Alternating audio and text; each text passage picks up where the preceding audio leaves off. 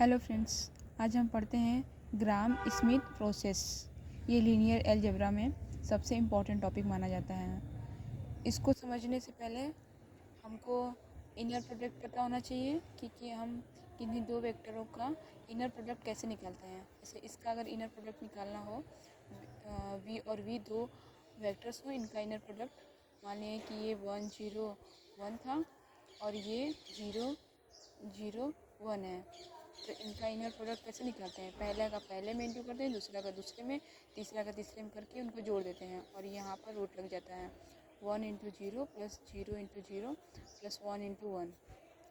अब यहाँ पर 1 आ जाएगा, मतलब इसका इनर प्रोडक्ट इसका निकालेंगे तो 1 हो जाएगा। ग्राम इस प्रोसेस में हमको कोई भी हमको वेक्टर्स दिया रहेगा 3, एक v2 v1 v2 v3, कोई भी वेक्टर दिया रहेगा v1 v2 v3, तो हमको इसको ऑर्थो नॉर्मल में चेंज करना होता है। ठीक, ऑर्थो नॉर्मल में चेंज करना होता है। कैसे चेंज करते हैं? पहले हम इसको और v1 v2 v3 इसको हम w1 w2 w3 में चेंज करते हैं। w1 कैसे निकालते हैं? v1 नीचे v1 बाई v1 का इनर प्रोडक्ट निकालते हैं, इससे w1 निकलता है। और w2 कैसे निकलता है? W2 भी इसी तरीके से निकलता है। यहाँ पर U1 हो जाता है और U1 का इनर प्रोडक्ट करते हैं, लेकिन यहाँ पर U1 जो होता है अलग होता है। V1 तो डायरेक्ट जो दिया रहता है उसी को हम ले लेते हैं, लेकिन यहाँ पर U1 निकालने के लिए हम करते हैं V1 W1, जो हम W1 यहाँ पर निकाले हैं माइनस, सॉरी ये गलत है, यहाँ पर V1 माइनस V1 W1, यहाँ W1 यहाँ पर जो आया है हमारा वही रहता है। ठीक, इसको हम U1 ये निकाल लेते हैं, फिर जो U1 आता है वहाँ पर यहाँ पर पुट कर देते हैं और फिर उसका हम इनर प्रोडक्ट निकाल लेते हैं, तो हमारा W निकल जाता है। अब W3 कैसे निकालते हैं? W3 भी निकालने के लिए वही प्रोसेस होता है। यहाँ पर U2 का इनर प्रोडक्ट, लेकिन यहाँ पर U2 कैसे निकलेगा? यहाँ पर U2 निकलेगा, यहाँ पर U2 निकालने के लिए V2 माइनस V2 W2 और यहाँ W2 ये रहता है। ठीक, माइनस V1 W1 और W1, ये यहाँ पर U2 निकालेंगे। फिर U2 जब निकल जाएगा तो उसका हम इनर प्रोडक्ट निकाल देंगे नीचे। फिर यहाँ पर यहीं पर W3 जो निकलेगा U2 बटे के इसका इनर प्रोडक्ट निकलेगा। ठीक, अब हम इसको एग्जाम्पल समझते हैं कि कैसे सॉल्व होगा।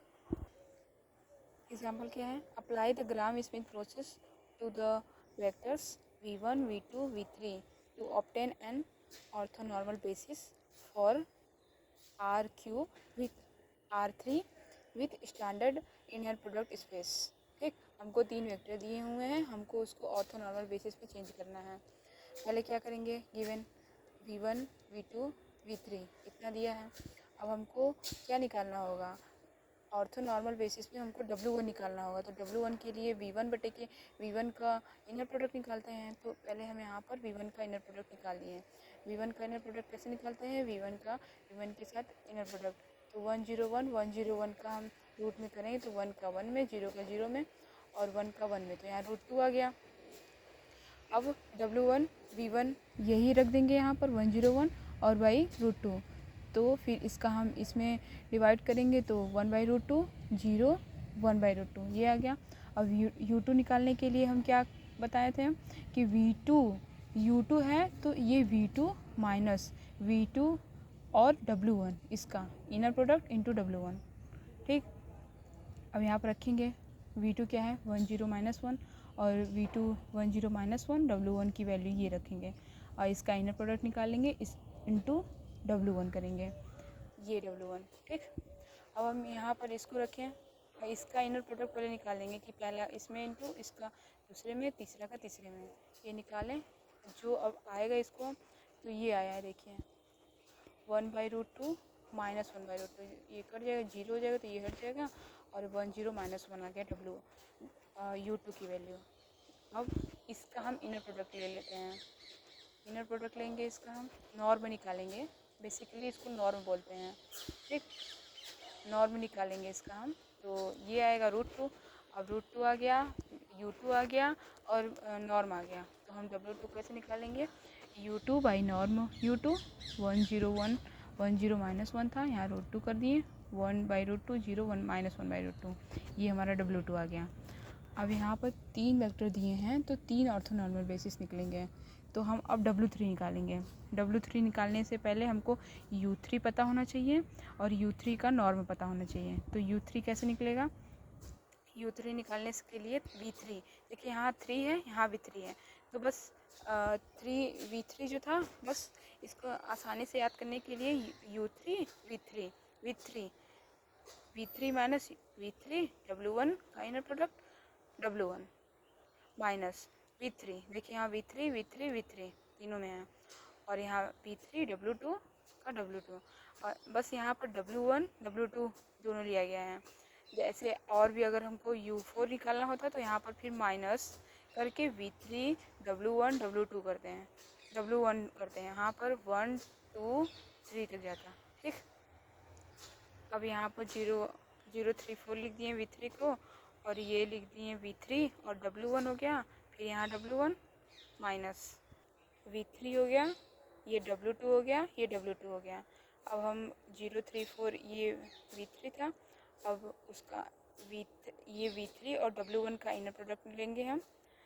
जब इसका इनर प्रोडक्ट लिए V3 और W1 का, तो ये आया, और फिर W1 के साथ इंटू किए हैं, और इसका V3 और W2 के साथ अगर इनर प्रोडक्ट लेंगे तो ये आएगा, और ये W2 है। तो यहाँ पर इसको हम सिंप्लीफाई करेंगे तो ये आएगा और ये आएगा, और इसको सिंप्लीफाई करेंगे तो ये आएगा। अब इसका इंटू इसमें कर दें, इसका इंटू इसमें कर देंगे तो 202 प्लस 20 -2 आएगा। अब हम इसको सिंप्लीफाई करेंगे तो कैसे करेंगे? 0 माइनस है तो 2, 0 - 2 प्लस 2, 3 -0 प्लस 0, यहाँ पर 4 -2 -2, 0 3 0 आ गया। अब W3 निकालने के लिए U3 बाई U3 का नॉर्म निकाल लेंगे, 0 3 0, और इसका नॉर्म निकालेंगे तो 9 आएगा, 9 का रूट में है तो 3 आ जाएगा, तो 0 3 0 बाई 3 0 1 0 आ जाएगा, W3 निकल गया। तब हम देखते हैं कि V3 हम 3 वेक्टर लिए थे और उसका हम ऑर्थोनॉर्मल बेसिस निकालें तो W1 W2 W3 ये हमारा आ गया। ये रिक्वायर्ड ऑर्थोनॉर्मलाइजेशन इज़ ये आंसर। ठीक, थैंक यू।